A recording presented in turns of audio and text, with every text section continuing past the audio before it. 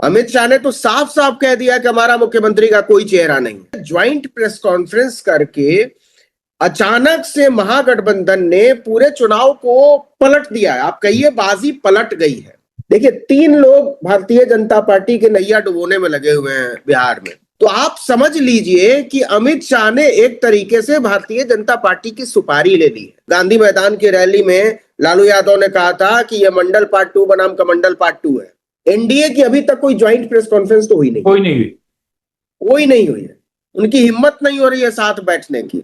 उनका तो मुख्यमंत्री तक तय नहीं है, यहाँ डिप्टी सीएम तक तय है। नीतीश के अलावा वहां कौन क्या बोल रहा है और कौन क्या सोच रहा है, इसका कोई मतलब नहीं है। भारतीय जनता पार्टी को यह मुगालता है कि वो नीतीश को किनारे करके और चुनाव निकाल ले जाएंगे तो वो किनारे लग जाएंगे। मेरी तो समझ में आज तक नहीं आया कि योगी आदित्यनाथ जैसे आदमी को बिहार जाकर कि बिहार क्यों भेजती है भारतीय जनता पार्टी। वो कुछ वोट भाजपा का खराब कर देते हैं। ज्यादा स्मार्ट बनने के चक्कर में वो खराब हो गया है चुनाव भाजपा के लिए, और अब समय बचा है कम।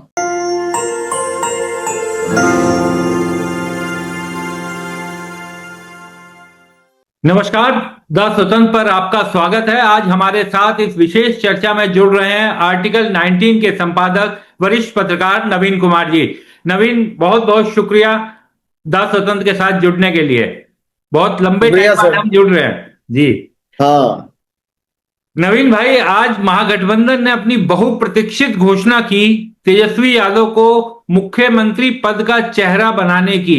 तो बहुत देर नहीं कर दी है घोषणा करने में, क्या लगता है आपको? क्योंकि स्वाभाविक दावे थे। नहीं, देर कर दी ये सवाल होता जायज अगर एनडीए ने ऐसा कर दिया होता। तो एनडीए तो उसने अभी तक घोषणा की भी नहीं है।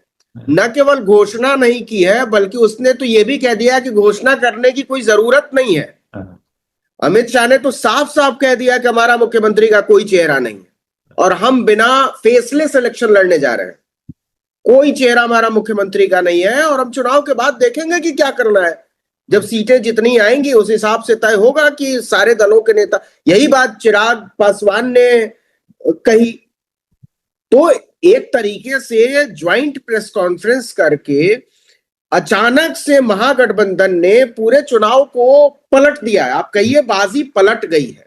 अच्छा। और अमित शाह की जो तिकड़ी है, देखिए, 3 लोग भारतीय जनता पार्टी के नैया डुबोने में लगे हुए हैं बिहार में। एक अमित शाह, वो गुजरात से आते हैं, उनको बिहार समझ में बिल्कुल नहीं आता है। दूसरे धर्मेंद्र प्रधान, वो उड़ीसा से आते हैं, उनको भी बिहार समझ में नहीं आता, बिहार के लोग समझ में नहीं आते। तीसरे विनोद तावड़े, वो महाराष्ट्र से आते हैं, उनको भी बिहार समझ में नहीं आता, बिहार के लोग समझ में नहीं आते। अब तीनों नॉन बिहारी जो हैं, जिनकी बिहार की कोई समझ नहीं है, उनकी समझ पर अपनी समझ बनाते हैं नरेंद्र मोदी। तो आप समझ लीजिए कि अमित शाह ने एक तरीके से भारतीय जनता पार्टी की सुपारी ले ली है। बिहार में इकलौती चीज जो एनडीए के पास थी, और एनडीए भी नहीं भाजपा कहना चाहिए, वो था नीतीश कुमार का चेहरा। और नरेंद्र मोदी तो कभी कोई फैक्टर नहीं थे। याद कीजिए 2015 का चुनाव। बिल्कुल, 2015 का चुनाव जब नरेंद्र मोदी उरूज पर थे अपनी लोकप्रियता के, और तब एक बयान आया था मोहन भागवत का आरक्षण को लेकर, और पूरा खेल लालू यादव ने और नीतीश कुमार ने मिलकर कैसे पलट दिया था। आपको याद होगा जब गांधी मैदान की रैली में लालू यादव ने कहा था कि यह मंडल पार्ट 2 बनाम कमंडल पार्ट 2 है, और पूरा हाथ से निकल गया था भारतीय जनता। बिल्कुल उसी मोड़ पर लाकर अमित शाह ने एनडीए को और भारतीय जनता पार्टी को खड़ा कर दिया है। तो देर नहीं हुई है, बल्कि अब तो सवाल यह है कि अब देखिए कि एनडीए की अभी तक कोई ज्वाइंट प्रेस कॉन्फ्रेंस तो हुई नहीं, कोई नहीं हुई है। उनकी हिम्मत नहीं हो रही है साथ बैठने की। तो एक तरफ जहां सब कुछ, अब यहां तो डिप्टी सीएम तक तय कर दिया, छोड़ दीजिए मुख्यमंत्री, उनका तो मुख्यमंत्री तक तय नहीं है, यहां डिप्टी सीएम तक तय है। तो चुनाव अब एकदम बिहार का जो है वो फिलहाल तो यही लग रहा है कि भाजपा के हाथ से निकल गया है। तो क्या और अगर उन्होंने जी और देर की तो और निकलेगा। नवीन, तो ये जो जिस तरीके से कहा जाता है कि जानबूझ करके नीतीश कुमार का नाम की घोषणा नहीं की जा रही चुनाव के बाद, जैसा महाराष्ट्र में हुआ, जैसा बीजेपी करती रही है वही बिहार में भी करने की कोशिश करेगी, क्या इस तरह की आशंकाएं एकदम सही हैं? ये तो क्या नीतीश कुमार जो इतने बड़े बिहार के नेता रहे, बड़े समाजवादी नेता है, इतने लंबे साल से सरकार चला रहे हैं, उन्हें या उनकी पार्टी के जो बड़े नेता हैं उनकी समझ में ये बात नहीं आ रही? नहीं, देखिए, बिहार में नीतीश कुमार और जेडीयू दोनों एक है। नीतीश कुमार के बिना जेडीयू का कोई मतलब नहीं। पूरी जेडीयू में मान लीजिए कि बगावत हो जाए और नीतीश कुमार अलग खड़े हों, तो भी सारे समर्थक और कार्यकर्ता जाकर नीतीश के साथ खड़े हो जाएंगे, चाहे नेता जो करते हैं। तो नीतीश के अलावा वहां कौन क्या बोल रहा है और कौन क्या सोच रहा है, इसका कोई मतलब नहीं है, नंबर एक। नंबर दो, महाराष्ट्र अलग है। महाराष्ट्र में देखिए, भारतीय जनता पार्टी अपने दम पर राजनीति करती है। शिवसेना ने उसको जमीन जरूर दी थी, लेकिन शिवसेना को खाकर उसने अपनी पहचान और अपनी साख और अपनी जमीन तैयार कर ली। ये अलग बात है कि उसने शिवसेना को तोड़ दिया, एनसीपी को तोड़ दिया, वो सब कहानियां हैं। लेकिन बिहार में बीजेपी नीतीश के दम पर राजनीति करती है। ये क्या आप कहीं किसी और राज्य में कल्पना कर सकते हैं कि 43 विधायक वाले नेता को मुख्यमंत्री बनाए 74 विधायक वाली पार्टी, और वो भी भारतीय जनता पार्टी? ये किसी और राज्य में संभव है? ये बिहार में ही संभव है, क्योंकि ये नीतीश को भी पता है और अमित शाह को भी पता है कि नीतीश के बिना उनका कोई वजूद बिहार में बनता नहीं है। तो अगर भारतीय जनता पार्टी को ये मुगालता है कि वो नीतीश को किनारे करके और चुनाव निकाल ले जाएंगे, तो वो किनारे लग जाएंगे। आप एकदम गौर से देखिए बयानबाजियों को। नीतीश को पूरे बिहार में, आप नीतीश के विरोधियों से भी बात करिए तो वो नीतीश को कोसते नहीं है, उनको बुरा आदमी नहीं कहते, उनको धोखेबाज नहीं कहते, उनको भ्रष्टाचारी नहीं बोलते हैं। नीतीश का कद बहुत बड़ा है पूरे भारतीय राजनीति में, और स्वतंत्र भारत, आपके तो चैनल का भी नाम स्वतंत्र है, स्वतंत्र भारत में ऐसा आज तक कोई नेता नहीं हुआ जिस पार्टी के साथ है वो तो मुख्यमंत्री बनाने को तैयार है ही, कम सीट के बावजूद विपक्ष भी मुख्यमंत्री बनाने को तैयार है। आज तक ऐसा कोई नेता नहीं हुआ। तो ये नीतीश का कद है, और इसको अगर आप डिमीन करेंगे, इसको अगर आप डिफाई करेंगे, तो मुश्किल में फंसेंगे। और भारतीय जनता पार्टी को यह समझना पड़ेगा कि 1992 बाबरी मस्जिद डिमोलिशन के दौर में अगर पूरे देश में कहीं भी, उत्तर भारत में खास करके, कोई दंगा फसाद नहीं हुआ, हिंदू मुसलमान कोई मुद्दा नहीं बना, तो इकलौता राज्य बिहार था। तो वहां योगी आदित्यनाथ के हिंदू मुसलमान करने से कोई लहर बनती है, ये एक बड़ा वाहियात किस्म का ख्याल है। मेरी तो समझ में आज तक नहीं आया कि योगी आदित्यनाथ जैसे आदमी को बिहार जाकर, कि बिहार क्यों भेजती है भारतीय जनता पार्टी? वो कुछ वोट भाजपा का खराब कर देते हैं, क्योंकि नीतीश का जो कोर वोटर है वो भी बिगड़ जाता है इससे। तो इस बार बहुत ट्रिकी चुनाव है विक्रांत सर, कि इस तरीके से, जिस तरीके से हैंडल किया है ना भारतीय जनता पार्टी ने नीतीश कुमार को और जेडीयू को, वो मिसहैंडलिंग हो गई है। ज्यादा स्मार्ट बनने के चक्कर में वो खराब हो गया है चुनाव भाजपा के लिए, और अब समय बचा है कम। बहुत से लोग नवीन ये भी चर्चा करने लगे हैं अब धीरे धीरे कि नीतीश जी को लेकर के अभी भी आप पूरी तरीके से निश्चिंत मत होइए कि वो क्या करेंगे। अगर उन्हें जरा भी ये लगा कि बीजेपी उनके साथ कुछ गलत कर रही है, तो वो चुनाव के बाद भी 1 मिनट में अगर नतीजा एनडीए के पक्ष का आता है या उनके मुख्यमंत्री बनने पर कोई संशय होता है, तब भी नीतीश जी कुछ खेल तुरंत कर सकते हैं। तो ज्यादा निश्चिंत मत होइए उन्हें लेकर। नीतीश देखिए बहुत महीन राजनेता है। अभी परसों उन्होंने मुजफ्फरपुर में एक सभा की। अब देखिए कि इलेक्शन अनाउंस होने के बाद करीब 20 दिन तक, लगभग 6 तारीख को शायद इलेक्शन अनाउंस हुआ, और 22 तारीख तक उन्होंने एक शब्द नहीं कहा। 16 दिन तक एक शब्द नहीं। अमित शाह ने सारे पत्ते खोल दिए कि चुनाव के बाद देखेंगे, हमारा नेता ये होगा, सीट कितना होगा, फिर वापस लिया, फिर चिराग पासवान को लेकर, फिर चिराग पासवान ने कहा अमित शाह क्या गलत बोल रहे हैं, फिर चिराग पासवान ने बयान बदला कि नहीं नीतीश हमारे नेता हैं। सारी पार्टियां एनडीए की बिलबिलाई घूमती रही, बयान देते घूमते रहे, बिना नीतीश कुमार के एक शब्द कहे। बड़ा नेता ऐसा होता है, उसकी राजनीति बोलती है। बहुत लंबा आप 1 घंटे तक बोलते रहे, इससे आपकी राजनीति पर कोई फर्क नहीं पड़ता, बल्कि वो खराब हो जाती है। धुरंधर नेता कम शब्दों में बात करते हैं, तो नीतीश वैसे नेता है।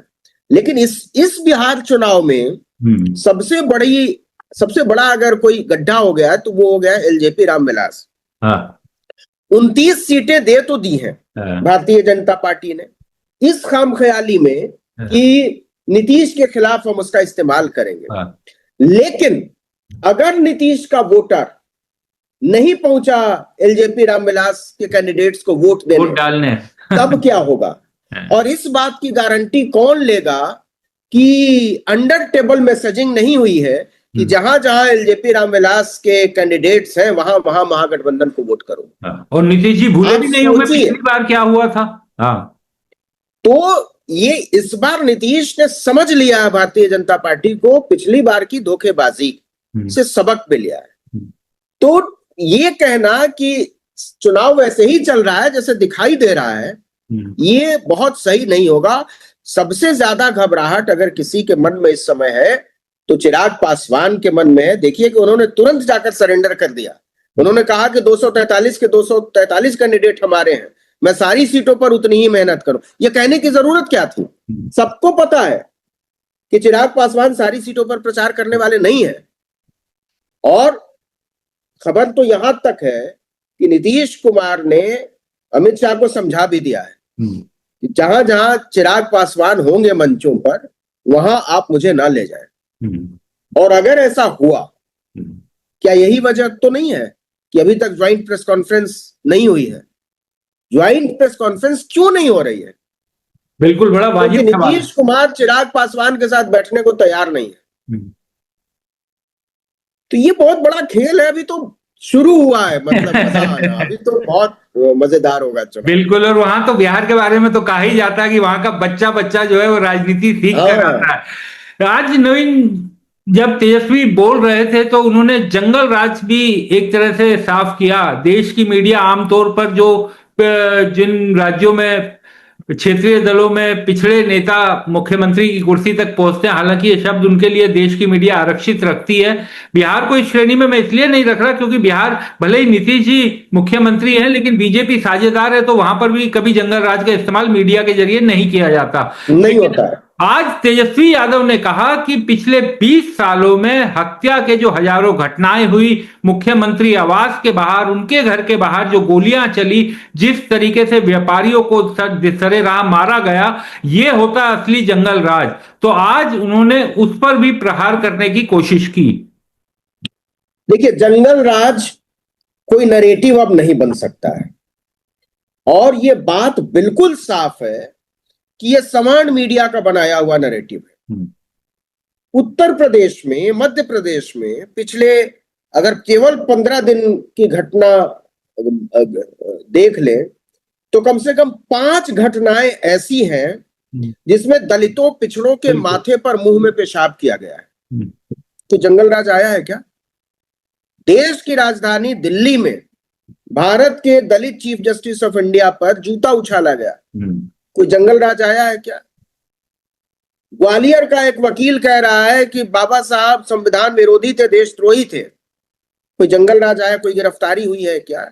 एक लुम्पेन है जो खुलेआम कहता है कि चीफ जस्टिस के मुंह पर थूक देना चाहिए, पॉडकास्ट बनाता है, मैं नाम नहीं लेना चाहता। गिरफ्तारी की हिम्मत हो रही है क्या किसी की? ये है असल जंगल राज।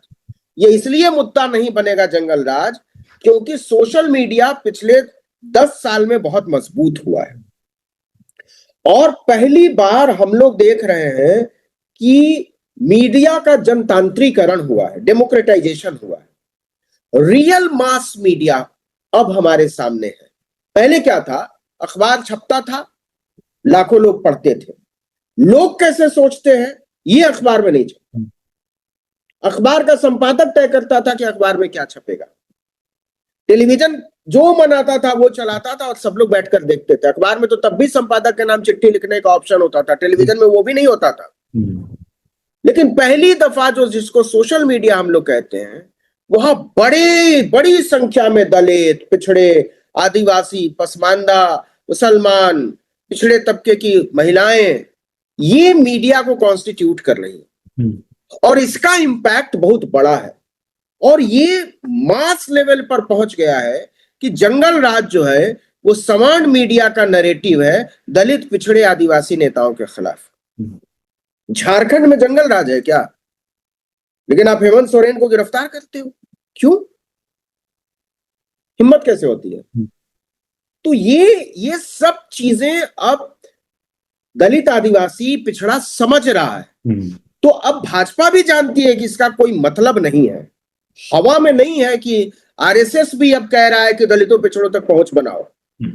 जिसने कभी चितपावन ब्राह्मण के अलावा एक अपवाद को छोड़कर रज्जू भैया के कभी किसी को अपना चीफ चुना नहीं, उसको जरूरत क्या पड़ी कि दलितों, पिछड़ों तक पहुंच बनाओ?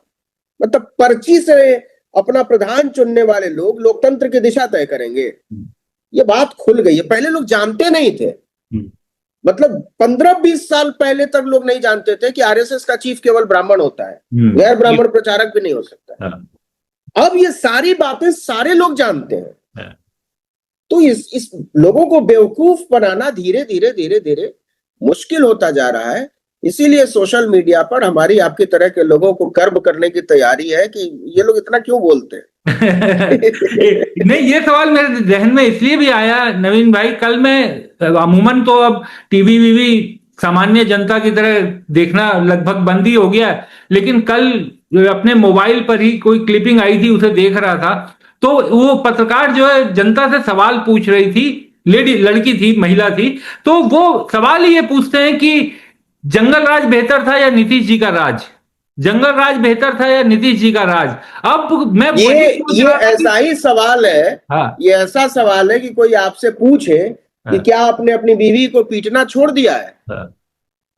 तो जैसे ही आप कहेंगे कि हाँ, तो सामने वाला कहेगा इसका मतलब पहले पीटते थे।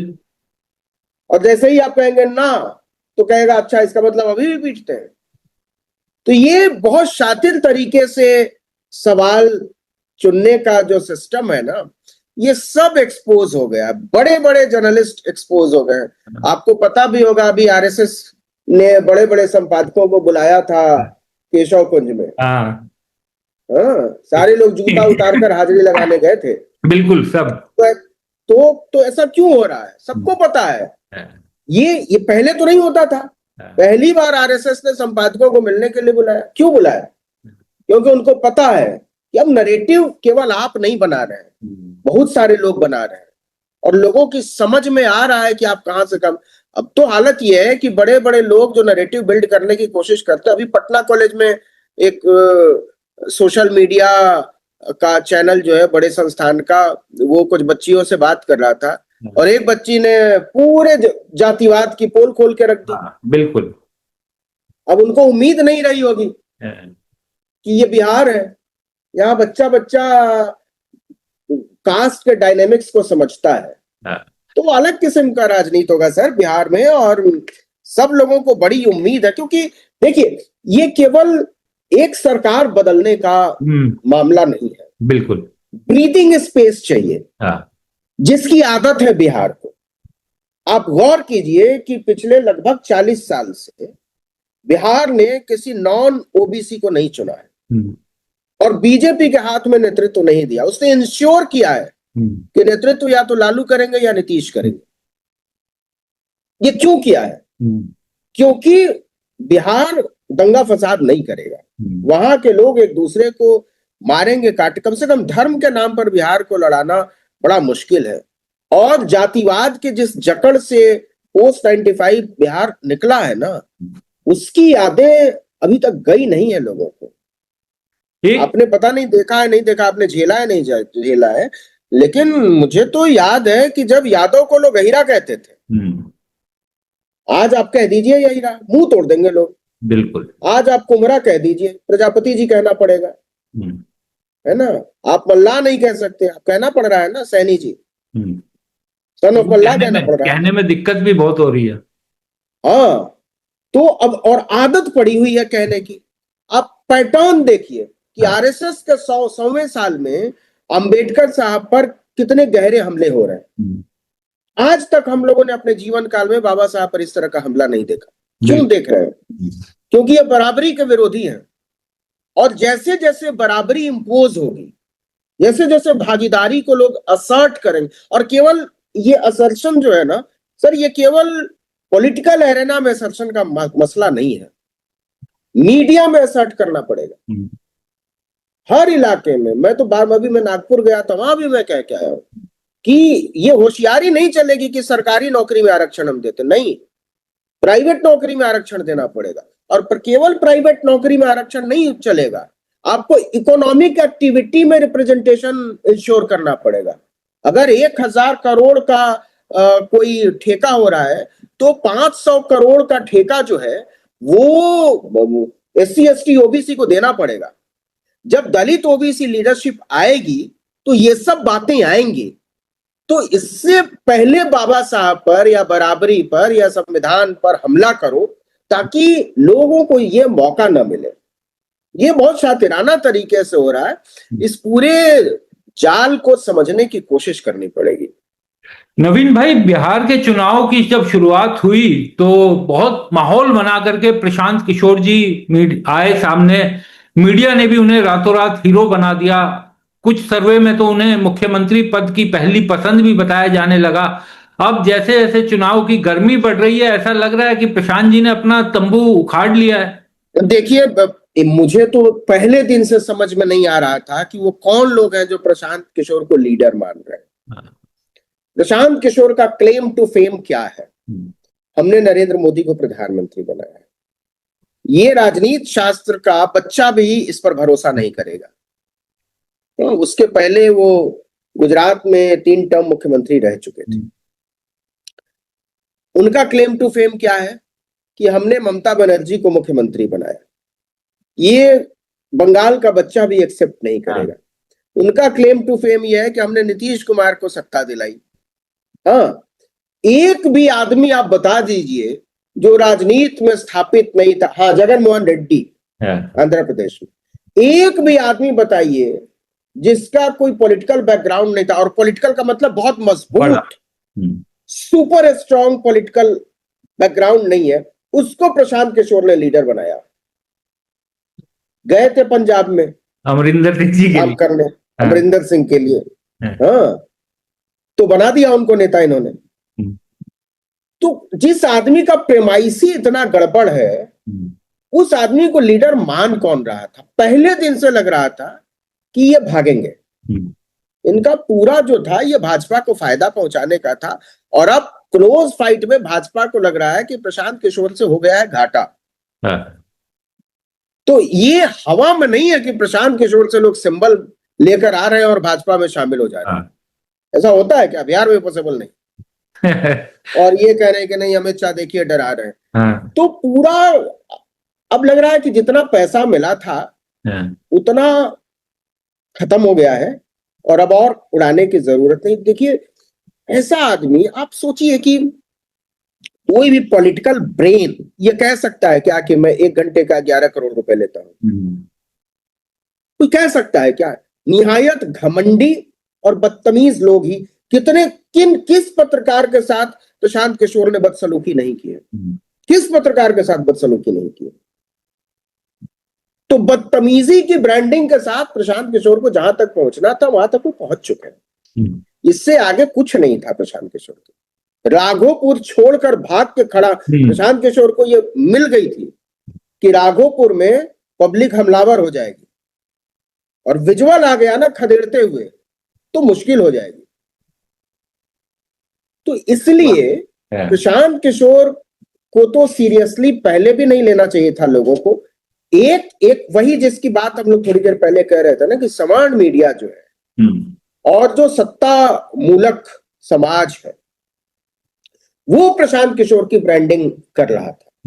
ये तो कहना ही पड़ेगा कि मीडिया में प्रशांत किशोर की दोस्तियां अपार है। बहुत बिल्कुल। नवीन भाई, चलते चलते आपसे एक और सवाल केवल पूछना चाहूंगा कि बीजेपी की हिंदू मुस्लिम की जो राजनीति है, कोशिश तो बहुत सालों से की बिहार में, लेकिन वहां सफल नहीं हो पाई।